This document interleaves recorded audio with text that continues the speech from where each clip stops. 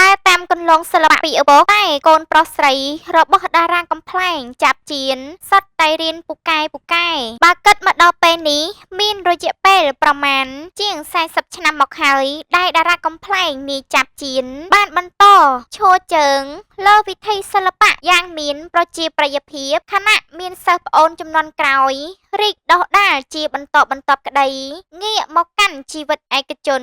ឯនោះវិញនាយចាប់ជៀននិងភរិយាបានរៀបការរយៈពេលជិត30ឆ្នាំមកហើយដោយទទួលបានចំណងដៃកូនប្រុសមួយនាក់និងកូនស្រី2នាក់ជាការពិតណាស់កន្លងមកនាយចាប់ជៀនបានជម្រាបថា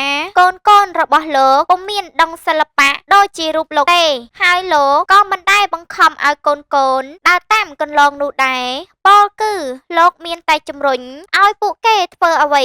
ដែលពួកគេចង់ធ្វើជាពិសេសលោកចង់ឲ្យកូនសិក្សាឲ្យបានខ្ពស់និងយកជំនាញនិងចំណេះដឹងទាំងអស់ទៅធ្វើការងារដែលពួកគេស្រឡាញ់ឬជួយសង្គមច្រើនជាងម្យ៉ាងវិញទៀតបច្ចុប្បន្នកូនប្រុសរបស់នាយចាប់ជៀនសុទ្ធតែធំពេញកំឡោះពេញក្រមុំដោយខ្លះបានបញ្ចប់ថ្នាក់បរិញ្ញាបត្រនិងខ្លះនៅបន្តសិក្សានៅឡើយជាក់ស្ដែង